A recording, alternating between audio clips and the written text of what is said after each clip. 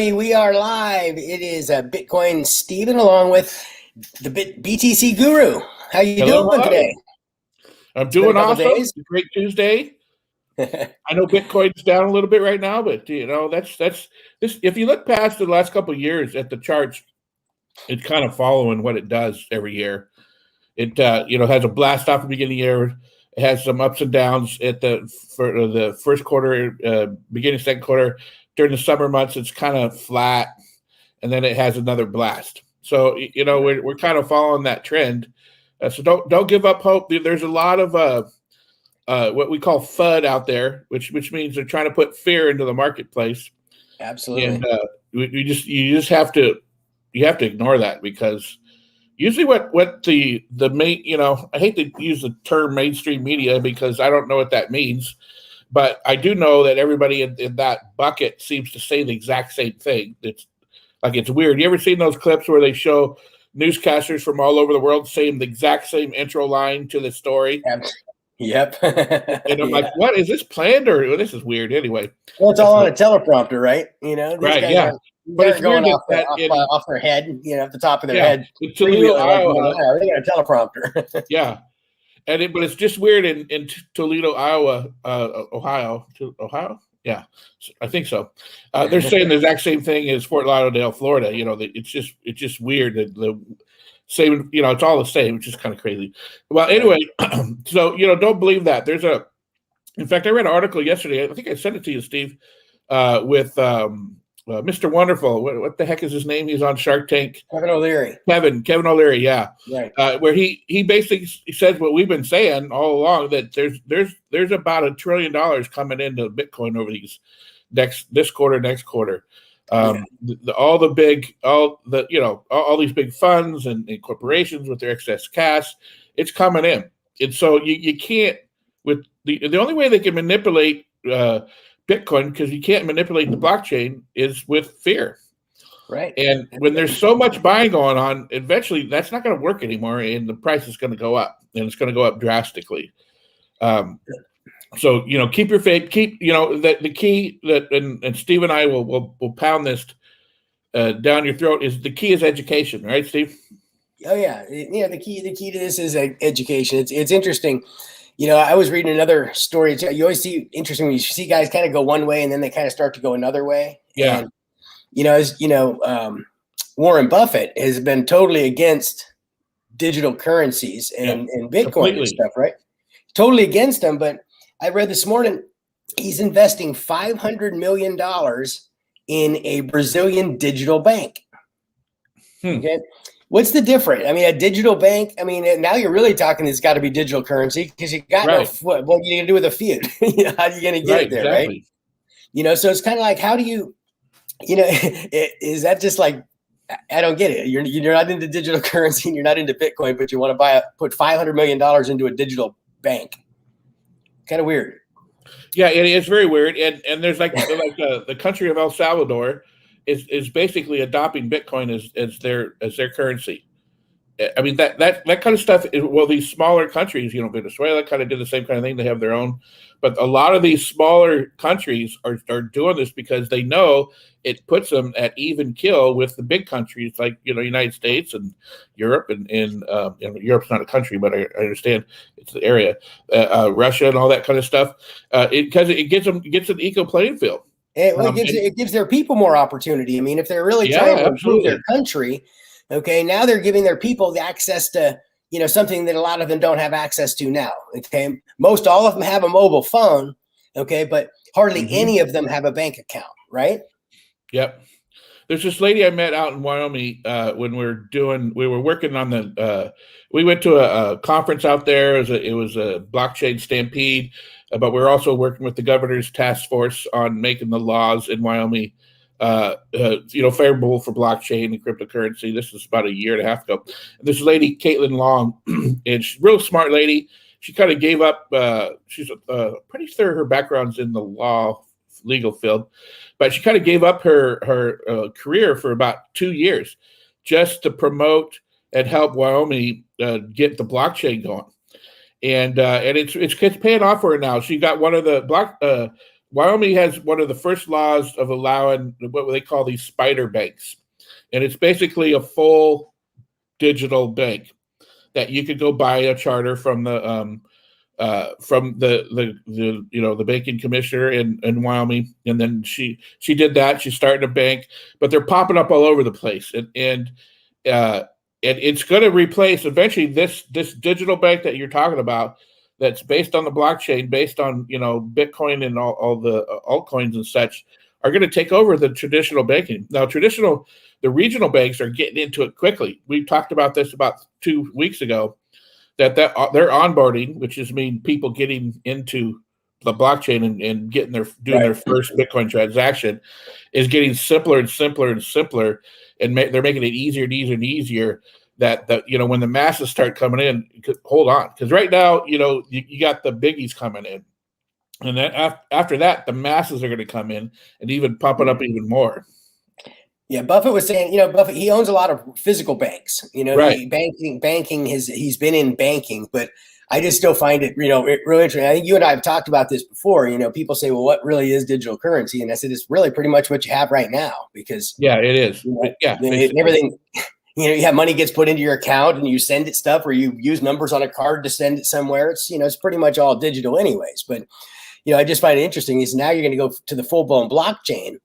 I would have thought that he would have been somebody who might have saw the big opportunity with this earlier. I guess if that's the direction you were going to go in digital banks, I mean, I can see his point of view. He's been, 40 plus years doing what he does, and it still works. Why change something, that's not broken?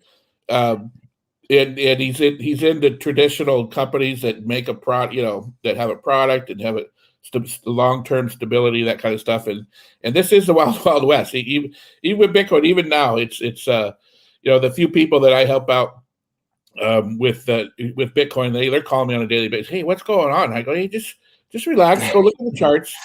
Go compare it to last year.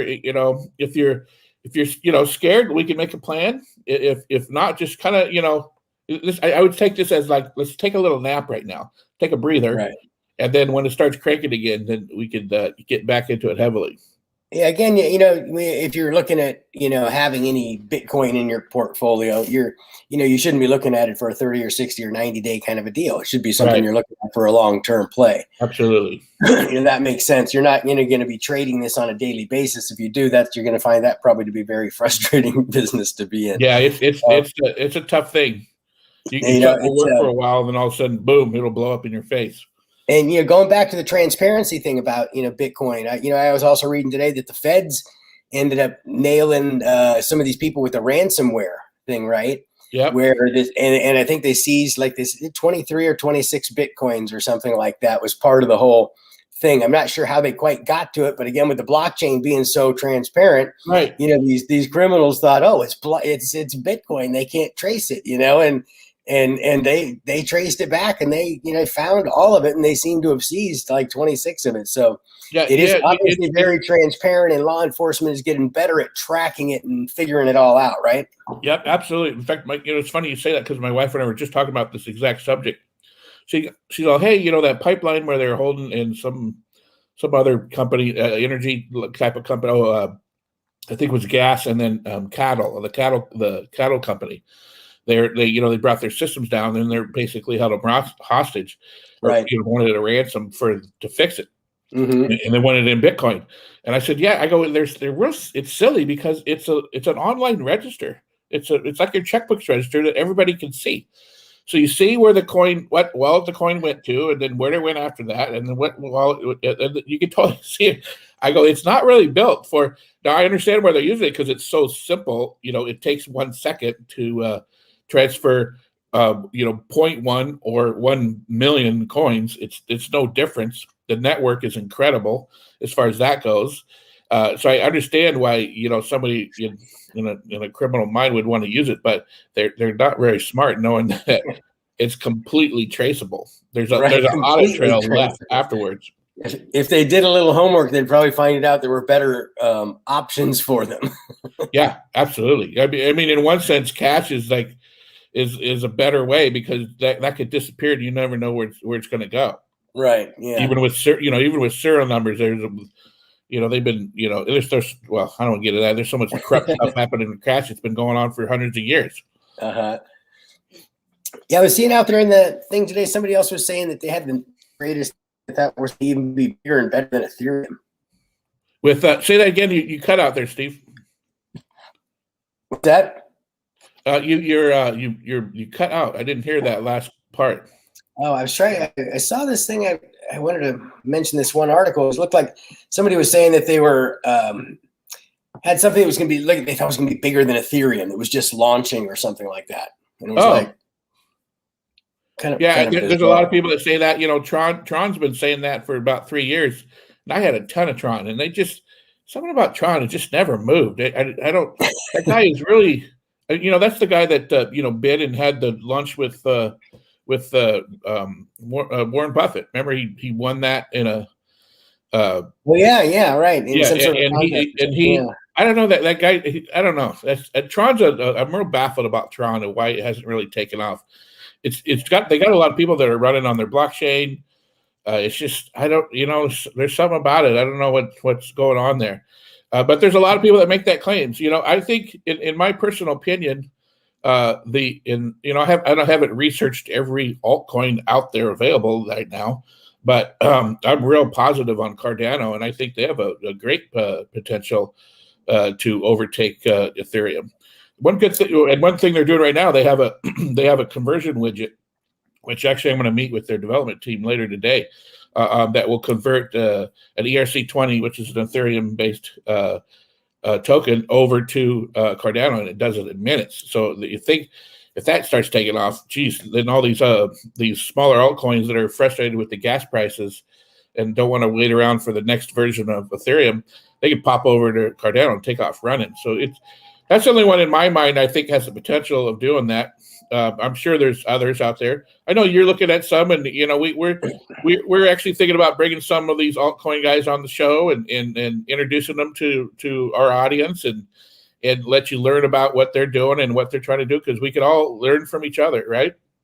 Yeah, absolutely. It's some of these altcoins are out there just trying to build community, and they're also about the education, and that's what this all really comes back to again is the self-education. We've talked about it before. Self-education is a $355 million a day business. As Forbes says, it's going to be $1 billion a day by 2025. And this is what people need to learn about, okay, is they need to learn about the Bitcoin, the blockchain, digital currencies, because this is where the future is growing. This is like being in 1994. And there's this thing called the internet coming. Yeah. Okay? And a lot of people thought it was a fad, and a lot of people thought it was never going to work, and it wasn't going to stick around, and it wasn't going to be here. And look where we are today. I know, amazing. And I'll tell you, I'll bet you right now, in 10 to 15 years, we're going to look back and go, you remember? We're going to look back at the internet the same way we used to look back at like WorldCom and long distance and stuff like that. It's going to be. It'll be pretty much that was a pretty cool phase. That was interesting. Remember that? Be kind of like the boom box or like the VCR or something like that. Yeah. Remember we used to pay $40 for an international wire, and it would take 3 days. Yeah. Now we can do it in seconds, and it costs pennies. Right. It's just think about how. If you're thinking about the future and the blockchain as a network and as a system, it's going to revolutionize everybody's. I don't live outside of United States. That's where I live, but I know this next generations and the generations before them and or after them. They got these Venmos, they got these Cash Apps, they got everything on their phone, and they're transferring money to their friends to pay for dinner in seconds. They're doing it right there at the table. That's gonna just expand, and you're gonna be able to do it. We're gonna be able to send it to your cousin in Italy within seconds, and who cares what the currency is or the exchange rate. The currency is. Yeah. It's just gonna go there. They're gonna be able to use it immediately with whatever they're doing, and so on. It's gonna be amazing. Yeah, and these companies, like I said, once companies start to see the opportunities and why it's beneficial for them to move their businesses into the blockchain, I mean, it's really just because, with all the AI, the artificial intelligence and things that are out there now that continue to evolve, you're going to be able to get rid of, whole sectors like accounting and things like that in your businesses that you'll never even have to do, because it's all just things will just get executed automatically with these smart contracts. Yeah, right, Doug? absolutely. And when the smart contracts get closer and closer to you, and when I say that, that means the user interface is getting easier and easier, where you can, with you and if, let's say you and I have an agreement. Hey, Steve, I'm gonna go play golf with you, and if you beat me by 3 strokes, I'm gonna pay you this much money, and we could write a little digital contract right there and go out and play, and then put the results into the blockchain, and it does it automatically. The money's already held there, and then disperses it when the action happens. And we're gonna be able to do that with our phone. We're gonna just a little click, click, click, and then we go out and play golf, have a great time, and you don't have to worry about bugging me to pay you off. Of course, I might win, but I doubt it. On some of those things like that, how would something like that work? Would the coin have to be escrowed, or how? Basically, you would put basically you put the coin into that contract. You put the value into that contract. So let's say that we bet 10 Ethereum, right? Right. So you would put 10 in, I'd put 10 in, and the winner gets the 20, right? Yeah, the winner gets the winner gets the 20. So that's how the contracts win. And then we put the scores in, and it evaluates the scores. If yours is meets the criteria, then the 20 goes into your wallet. If it meets my criteria, 20 goes into my wallet. Done. Contract over. Stored there forever. Yeah, it's amazing. It's just so amazing how things are. And you start seeing all these. It seems like everybody and their brothers coming up with these NFTs now. Yeah, and that's, even the big auction houses, Christie's, and all these are going to be marketing NFTs. They're going to be auctioning off NFTs, and that's just a real bright future for anybody involved in this. Hey, and speaking of that, on I think I was on Friday, I posted an article on all our websites on basically how to create a meme token like Dogecoin.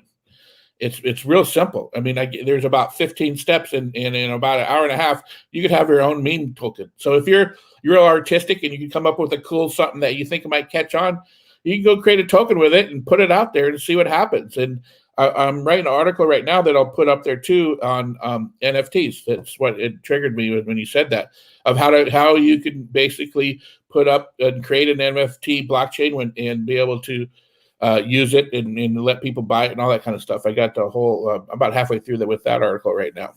That's very cool. Yeah, it's just a lot of stuff out there that you can do. There's so many. Almost every business can figure out how to package up different NFTs. If you're in the influencer business, this is huge for you. It's just unbelievably huge, the kind of things that can get done. And here's an idea. This is free. Somebody can run with this and probably make a lot of money.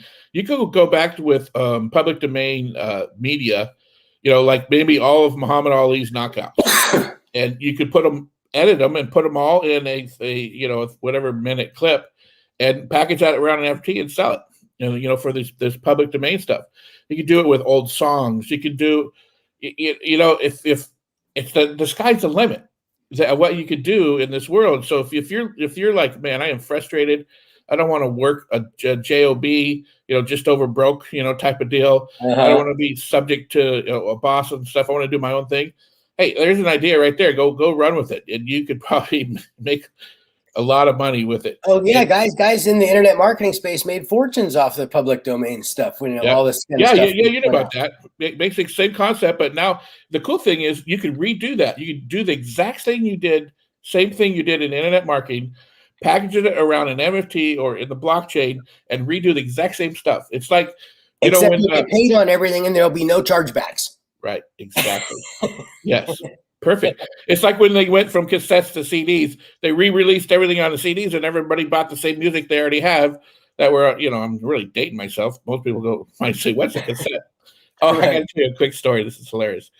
My wife was out at a restaurant, restaurant, and she ordered alcohol, and the waiter goes, "Do you know who Mary Tyler Moore is?" And she goes, "Of course I do." He was like, "All right."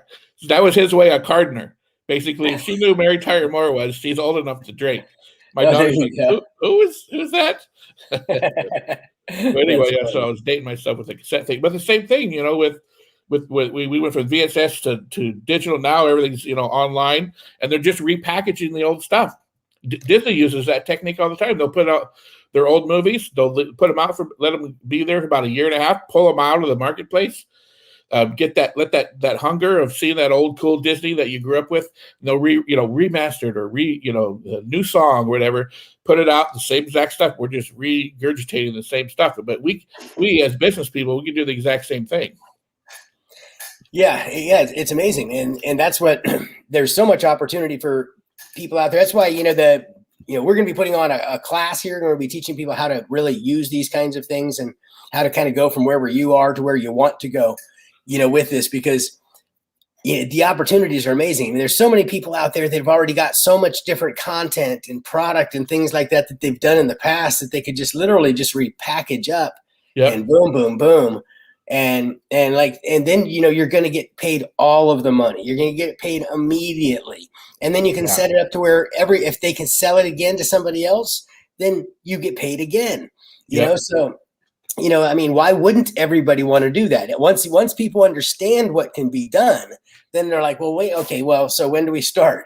It's like, yeah, and with PayPal basically integrating the whole blockchain into their ecosystem, I mean, before, if you were taking PayPal before, you can take Bitcoin right now, put it in your wallet, and you can pull it out and put it in an external wallet or a hardware wallet or a paper wallet, whatever you want to do to really store it.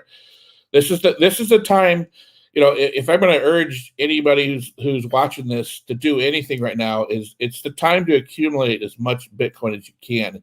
That's possible, 24/7, 7 days a week. Do it now, because it will never be at this spot ever again in this Bitcoin world. So it's time to accumulate as much as you can, because in the future you will be thanking yourself for sacrificing right now and do whatever it takes to get. I don't care if it's one Satoshi, which is 80 and a 1. It's pretty soon those Satoshis are going to be worth a grand each. Right now they're worth fractions of a penny, but pretty soon they're going to be worth a grand each. And so it's time. The time is now to start accumulating. Yeah. I mean, you can set it up like with the Cash App. I mean, you can set it up and say, okay, instead of spending $5 a day at Starbucks, I'm just going to set it up, and every day I want to buy every day automatically buy $5 worth of Bitcoin for me. Yeah. And literally that's what'll happen. It'll just keep doing it over and over and over again. And if you think about it, I mean, if you went back over the last 3 years or so that you went back and you're drinking your coffee every day, I mean, you ain't got nothing to show for that. With this, I mean, if you just ignore it for a couple of years and don't even think about it and just let it continue to happen, you're going to go in there one day and you're going to go, holy crap, I could buy a Starbucks. Yep. Okay. Absolutely. Hey, I got to go to that meeting with Cardano. We could wrap this up. That'd be great. We'll talk to everybody tomorrow. But go to Bitcoin headlines.tv. Look at our articles, our posts there. That's where we're streaming into. And then earnwhileyoulearn.io is another one of our websites where you can watch our video about the educational product that we're supplying for you. And you can sign up anytime and hit the ball rolling. Now's the time to start learning, getting educated, and start accumulating Bitcoin. Right. Definitely. And guys, if you see in the comments, if you see anybody in there impersonating us, asking for airdrop Bitcoin and all this other kind of crap, it's a scam. We get it all the time. People trying to impersonate us. There was already at least one on there today. So if you see that, help us police this and know that we're never asking you for that stuff. Okay. And it is a scam. So that's all I got, guys. Well, how about we'll see you tomorrow, same time. Yep, see you again tomorrow. All right.